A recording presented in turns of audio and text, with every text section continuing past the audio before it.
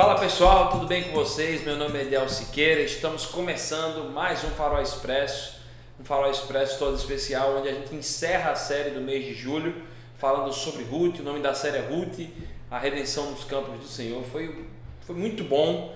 Eu acho que todo mundo que veio aqui, todos nós que tivemos a oportunidade de meditar em cima dessas mensagens, a gente se sentiu desafiado de alguma maneira.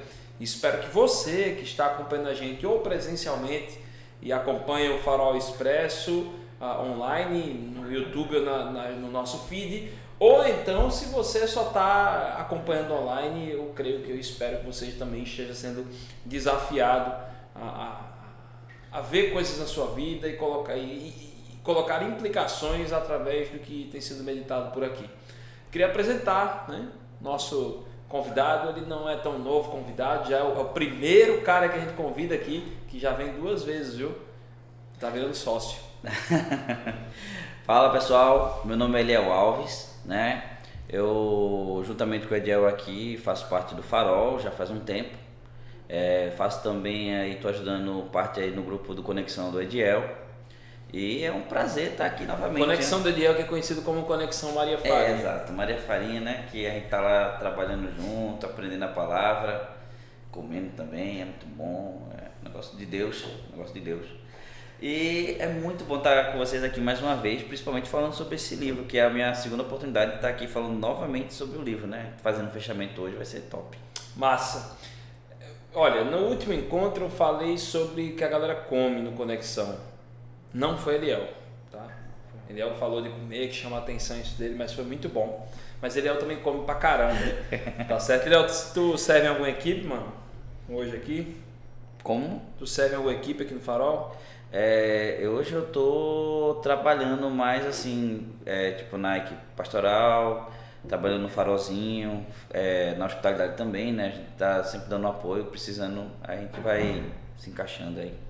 Show de bola. Importante que dá aqui, Graças a Deus. É isso aí. Gente, eu quero passar alguns recados para vocês. O primeiro são os Conexões, para quem não conhece. Conexão são os nossos pequenos grupos, então estão em 3 cidades hoje: Igaraçu, Paulista, Olinda. E se você deseja, se você mora numa dessas regiões, você pode entrar em contato com a gente ou no Instagram do Farol Olinda, o Farol Igreja, ou do Farol Igaraçu, o Farol Igaraçu, para poder participar desses grupos, tá certo? Rola uma vez por semana e é uma oportunidade que todos crescem no relacionamento com Deus, no relacionamento pessoal e também no relacionamento com os amigos, um ajudando o outro a viver melhor e a viver segundo a vontade de Deus. Eu acho que isso aqui é muito importante.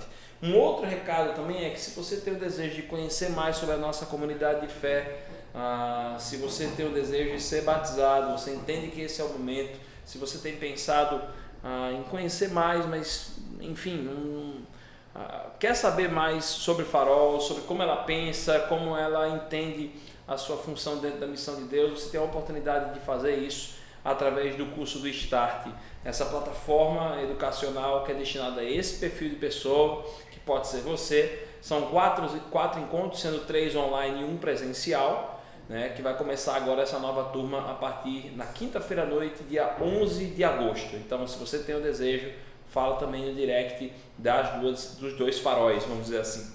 E por fim, a gente vai ter o Encurta. O Encurta é a oportunidade em que o próprio nome diz, que a gente tem de encurtar as distâncias.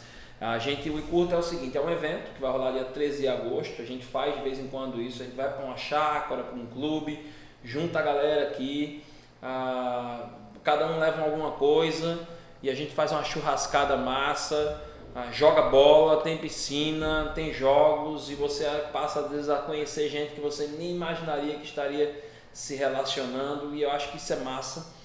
E o Encurta é isso aí. Agora, para saber e para dizer o que é o Encurta de fato, só você indo. Então, se você estiver interessado, é gratuito, você pode falar com a gente também no direct do Instagram, tanto do Farol Olinda quanto do Farol Igreja. Gente, vamos começar falando um pouquinho desse fechamento, esse subtítulo que tem o nome de Graça e Prosperidade. E aí, quando a gente fala um pouquinho desses dois termos parece que às vezes tem sido usado um pouquinho, de uma maneira um pouquinho diferente, né? Equivocada, né? Equivocada, exato. Assim, melhor, acho que é melhor você falar equivocado, né? Né? Cara, o que tem te chamado a atenção? O que mais te chamou a atenção nessa mensagem, por exemplo? Eu acho que, principalmente como foi uma mensagem de fechamento, ela pegar a ligação dela, quando você pega desde o início e para o que levou a finalização, é muito interessante porque ela vai dando justamente o fim de cada coisa que foi gerado desde o início. Tipo, todos os problemas, as proposições, os acontecimentos, eles vão tendo o seu... entra no arco final, né? E vai tendo o seu encaminhamento, seu direcionamento, sua finalização. Então, eu acho que uma coisa muito interessante foi justamente isso, de cada personagem. O que aconteceu com os personagens, tanto os principais, quanto aqueles que apareceram no início e não são citados mais, mas pela finalização você... poderia ter acontecido isso, não poderia ter acontecido aquilo. Massa! E inclusive você falou algumas coisas que foram interessantes em off, né? Tem coisa até que você vai usar no seu casamento, né? Que tem uma frase aí que é massa. Eu queria que você compartilhasse, porque você que é um cara que gosta de cultura pop, você traz aí uma coisa que é interessante. Foi porque, como, né, essa série de mensagens ela é baseada num livro, e aí... ao ler o livro, eu achei muito incrível porque, tipo... É um livro que fala sobre um livro, né? Exato, um livro que fala sobre o livro. E para o fechamento também, né, no último capítulo do livro, o autor ele sempre faz citação de alguns personagens. Seja um autor cristão ou um autor não cristão. E, tipo, pessoas que tiveram ali frases ou personagens que tiveram ênfases bem interessantes, fizeram proposições bem legais. E aí o mais engraçado é que, tipo, eu tô pra noivar já no próximo domingo, assim, né, fazer e a gente queria uma frase pra, né, todo noivado ter aquela frase especial, né, e tal. E eu, porque sou nerd, eu saí procurando alguma frase legal. Então, eu achei uma frase, só que eu não disse pra minha noiva, tipo, da onde era. Que ela falou, acha uma frase aí, tu gosta de ler? Aí eu procurei. Aí eu achei a frase ela tá justamente no livro. Eu não tinha visto essa frase nesse capítulo. Sim. Mas eu coloquei a frase lá, que é a frase de uma personagem do Senhor dos Anéis, que é eu posso errar um pouco a pronúncia dela, o nome dela é Arwen ou Arwen, que ela fala para o Aragorn, que é um dos protagonistas do Senhor dos Anéis. E é justamente a frase que ela cita, vou até ler aqui para vocês. Ó, eu preferia partilhar uma vida mortal com você a enfrentar todas as eras deste mundo sozinho. Essa é uma das traduções para essa frase. E aí eu joguei essa frase lá, ela gostou e disse, que frase linda, que amor. Eu fiquei só... E tu não falou que era o Senhor dos Anéis, tu enrolou a menina. Aí ela fez o convite, saiu mandando para todo mundo, aí eu falei... sabe toda aquela frase? Ela, de onde? Aí eu... já estava impresso, né? Já gastou o dinheiro. Já tinha mandado para todo mundo. Tô ligado na tua. Aí eu disse, é dos Seus Anéis. Mas bom que vocês são chiques, vocês têm uma frase. Eu não sei, a gente teve alguma frase, amor? Nenhuma, porque pra quem não sabe, quem tá atrás das câmeras é a minha esposa. Dá um oi aí, irmão, aparece aí. Vai, dá um oi, vai coisa linda, vai, fala aí. Oi, gente. Não, aparece assim, faz que nem Mortal Kombat. Eu tô aproveitando que eu tô no lado do nerd, aí eu vou falar de cultura pop aqui. Minha mão aqui, ó. Dificilmente ela vai aparecer aqui, minha gente. Ela gosta de ficar atrás das câmeras, mas brincadeiras à parte. Eu vou ler um pouquinho o texto para que a galera possa situar. Se você está aí, dá uma olhadinha ali em Ruth, capítulo 4, nos versículos 13 a 17. É o desfecho da história. São praticamente os últimos versículos, né? Tá ali no finalzinho do último capítulo de Ruth, que diz o seguinte: Boaz casou-se com Ruth e ela se tornou sua mulher. Boaz a possuiu e o Senhor concedeu que ela engravidasse e desse à luz a um filho. As mulheres disseram a Noemi: louvado seja o Senhor, que hoje não a deixou sem resgatador, que o seu nome seja celebrado em Israel. O menino lhe dará nova vida e a sustentará na velhice, pois é filho de sua nora, que a ama e que lhe é melhor do que 7 filhos. Noemi, pôs o menino no colo e passou a cuidar dele. As mulheres da vizinhança celebraram o seu nome e disseram: Noemi tem um filho, e lhe deram o nome de Obed. Este foi o pai de Jessé, que foi o pai de Davi. Rei Davi, classicão aí. E é interessante que a primeira coisa que a gente observa aí é que existem 3 personagens e ele faz essa relação de graça e de prosperidade nesses personagens. Você podia comentar um pouquinho sobre isso aí? Olha, se a gente começar a falar sobre a questão de graça, tipo, a Bíblia, ou melhor, o livro de Ruth em si, ele não mostra personagens perfeitos, né? Você já começa a observar que cada personagem não é, por mais bom que ele seja, né, por mais que ele apareça bastante na história, ele não é perfeito.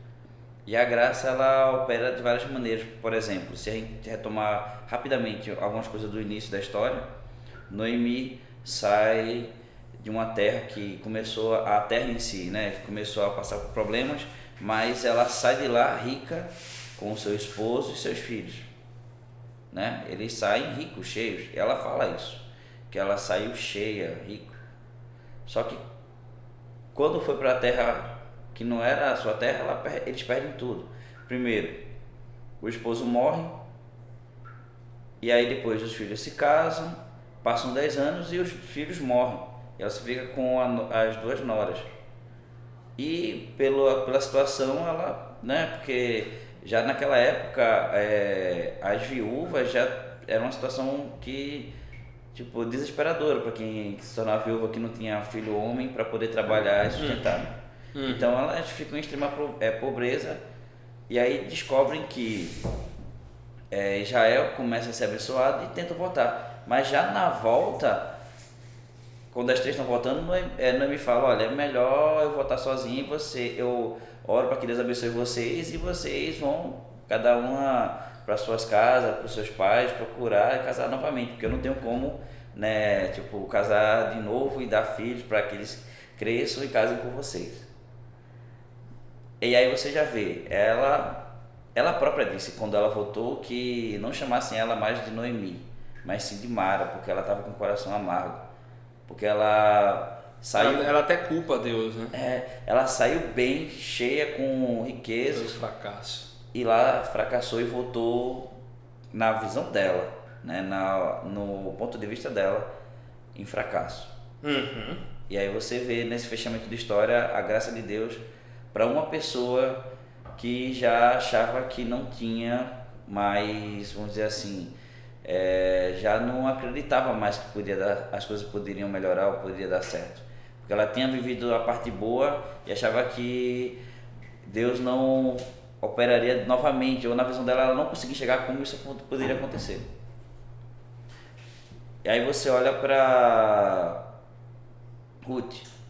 O negócio de Ruth é outra coisa ainda mais incrível. Ruth, ela não era nem israelita, ela era moabita, era de uma nação inimiga.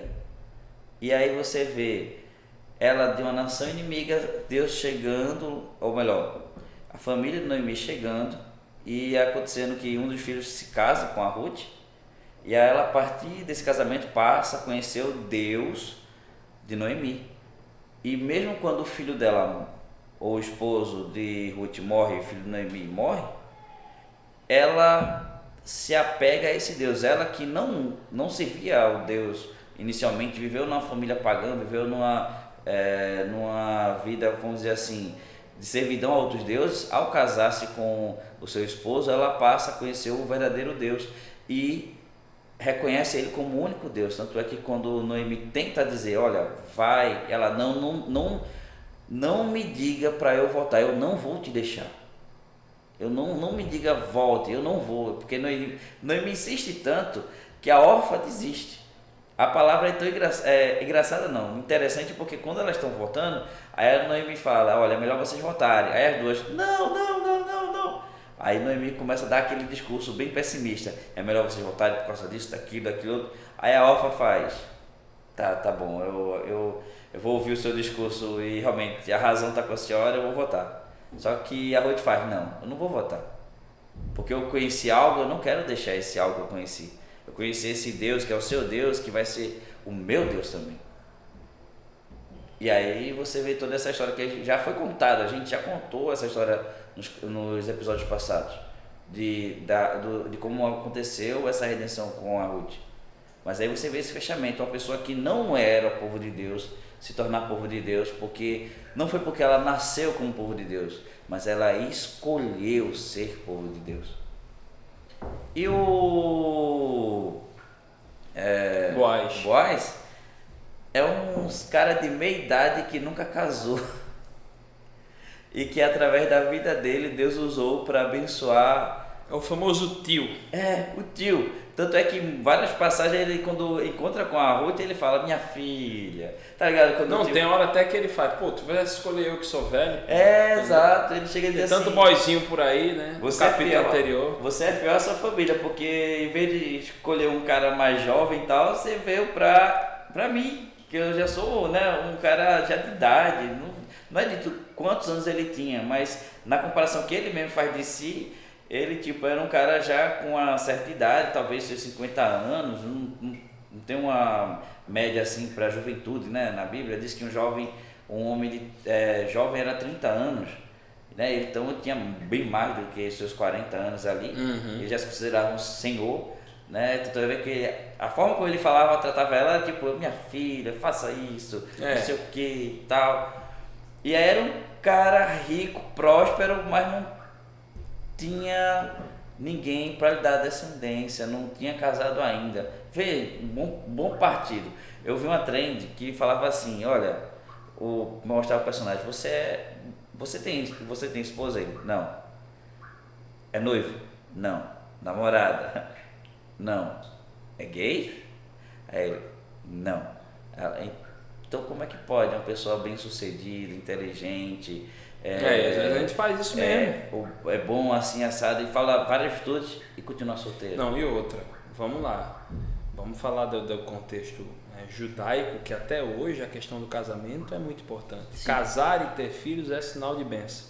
E ele era próspero, mas ele ainda não tinha casado. Nessa área, pois é. Aí não tinha vindo. Não tinha casado, não tinha descendência, por mais que próspero que ele fosse.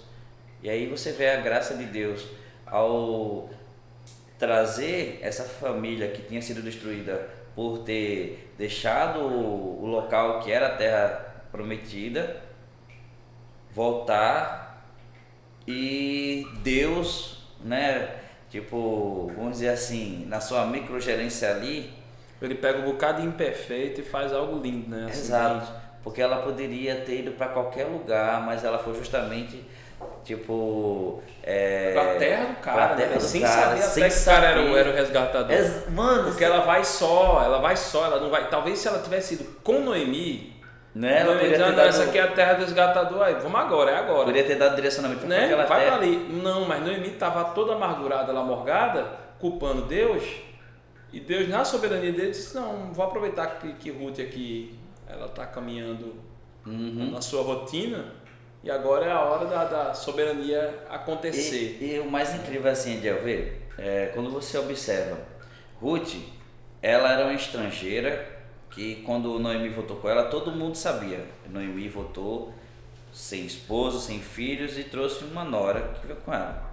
Só que Ruth, ela poderia ser conhecida como a nora de Noemi. Sim. A menina que veio com Noemi e as duas estão pobretonas por aí.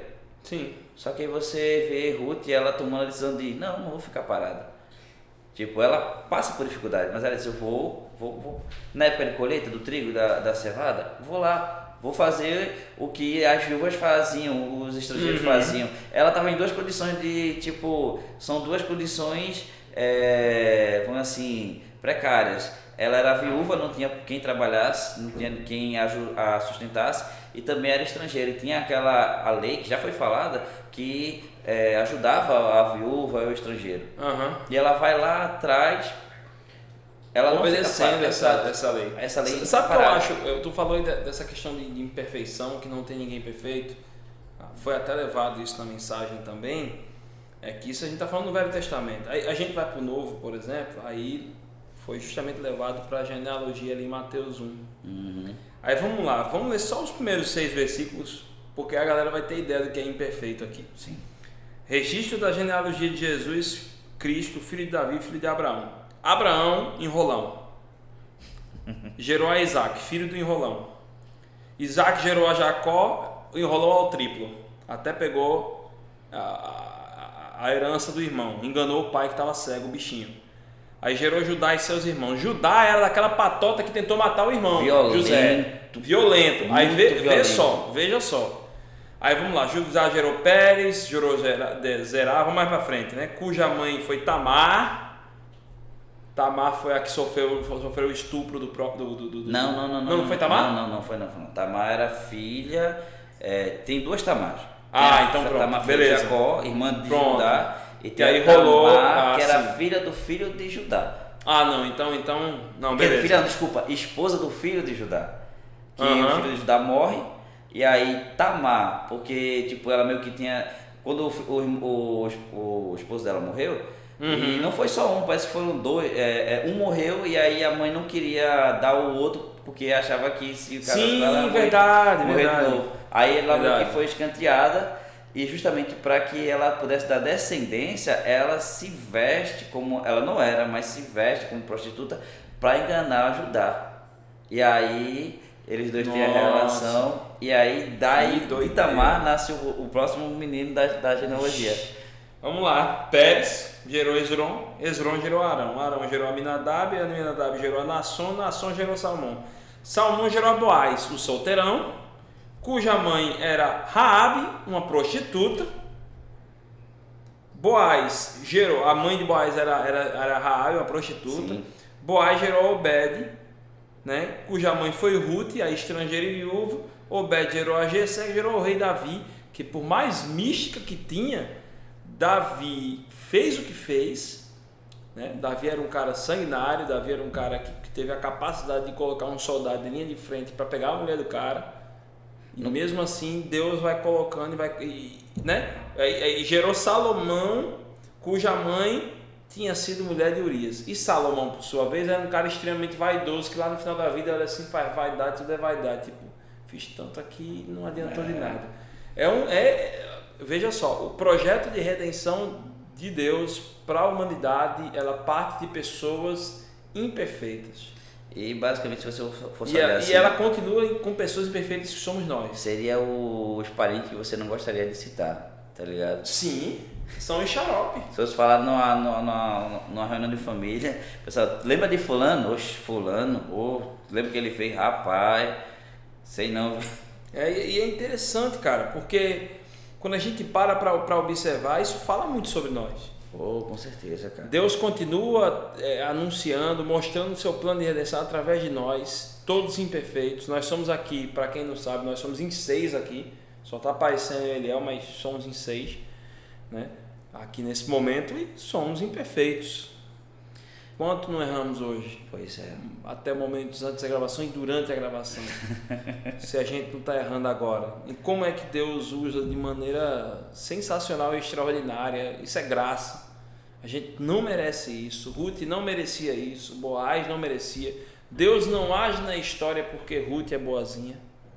Deus não age na história porque Boaz é um cara íntegro, que eles eram mesmo. Entendeu? E Deus ainda age na história, na vida de Noemi, porque senão ele só ia agir na vida de Ruth e de Boaz, se fosse por bondade, porque Noemi ficou falando mal dele. Noemi culpou a Deus, mas ele continua agindo do mesmo jeito. Se Ruth tá tão junto, próximo de Noemi, ela fosse influenciada pela amargura que ela estava quando voltou para a terra, porque pela Noemi ela voltaria... Ela no início volta com as noras, mas chega um momento ela diz, não, tô voltando em desgraça, saí de lá bem, tô voltando em desgraça, vou voltar meio que humilhada, porque a palavra diz que quando ela voltou, todo mundo ficou comentando, que puxa, Noemi voltou, quer dizer, só Noemi, cadê o restante que saiu daqui? Né? Só voltou ela, então a palavra diz que foi bem comentado, o pessoal ficou comentando, as mulheres ficavam falando, né, tipo, comentando sobre a história. Então ela falou, tô em desgraça, e ela aceitou isso, só que Ruth não aceitou. E aí por isso que você vê essa questão que Deus operou, no caso, porque ela não aceitou as coisas do jeito que estavam. Ela tipo, tá ruim? Tá, mas eu sei em quem eu tenho crido, no Deus que eu tenho acreditado, é aquele que eu tomei para mim, tipo, aqui agora é meu Deus, eu sei o que ele fez, eu sei que ele vai fazer, eu não vou ficar de mãos atadas aqui, tipo, na minha conformidade, tipo, dizer assim, não, eu vou aceitar e não vou fazer nada. Eu sei que eu posso fazer alguma coisa. E aí quando tu falasse aqui, só falando um pouquinho de novo sobre essa parte da genealogia de Jesus, a gente vê a graça em cada uma dessas pessoas que são citadas aqui. Sim. Principalmente nas mulheres que aparecem nessa parte dos versículos. Porque a gente sabe que nessa mesma genealogia tem, se você olhar, Adão lá no início faz parte. Sara tá aqui, era a esposa de Abraão, podia ser citada, não é citada. Rebeca poderia ter sido citada, não é citada. Mas por que são só citadas mulheres que aparentemente, não é que elas tinham problemas, elas estavam ligadas com alguns problemas. Vamos, por exemplo, se você citar Tamar, a situação de Tamar, né? Se você citar a situação da mãe de Boaz, a Raabe, tipo, ela estrangeira, por sinal ela casou com um dos espias que foi lá, se não me engano, o Salmão. Isso. O Salmão era um dos espias que foram escolhidos para espiar. Ela se casou justamente com ele. Você vê, né? E logo depois, quando é citada a própria história dos outros descendentes da Ruth, são personagens que aparentemente, tipo, não são os melhores personagens para serem citados, mas são citados por quê? Porque aí você vê a graça operando em cada um desses personagens. Embora a gente sabe que houveram várias mulheres virtuosas, elas também são. Tá ligado? E aí você vê até o trabalhar de Cristo na história de Ruth. Que assim como a graça operou naqueles personagens ali, que ali, se a gente olhar bem, é uma história familiar e pode ter justamente sido escrita porque era a história familiar ligada à história do rei Davi. Mas você vê o trabalhar da graça de Cristo naquele povo ali.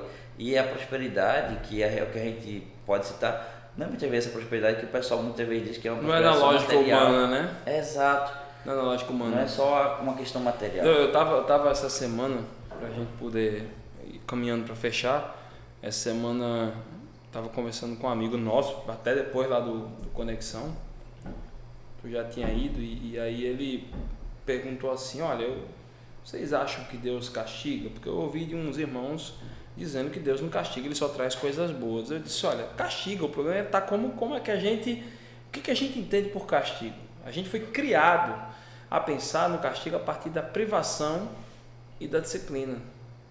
Disciplina como algo que não é feito em amor. Quando Deus age e castiga, Ele age em amor. E a gente deturpa a coisa. É a mesma coisa com a prosperidade, é a mesma coisa com a graça. O nosso pecado faz deturpar. Eu acho que quando a gente volta o nosso coração para o Evangelho de Jesus, a gente começa a realinhar novamente a nossa mente, a partir da Bíblia, do que é de fato graça, do que é de fato prosperidade, do que é de fato castigo, do que é de fato contentamento. Eu acho que a gente precisa estar se relacionando com Deus o tempo todo para que a nossa mente, os nossos conceitos não sejam deturpados pelo nosso pecado. Tu falasse isso e eu lembrei agora de uma passagem que fala justamente sobre essa questão da disciplina.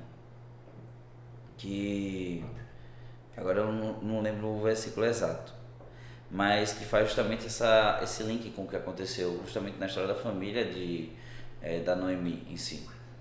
Porque muitas vezes na Bíblia, quando você vê uma situação, até naquele contexto em si, aquele contexto ali que aconteceu, a dificuldade não era para você fugir, mas sim para se voltar para Deus.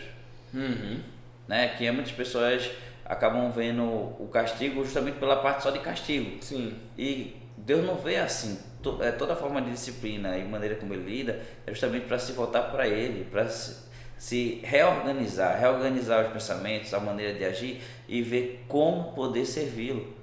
A atitude da família de Noemi foi fugir para poder melhorar, mas teve muita gente que ficou. Tanto é que a a saída foi ruim porque anos se passaram eles fora e saíram bem e a família meio que foi totalmente destruída e voltaram na visão dela em desgraça. Embora ela foi agraciada com uma nora que não a abandonou em momento algum, mesmo ela dizendo vai-se embora, quase chutando, vai-te embora, e ela disse não, eu vou ficar.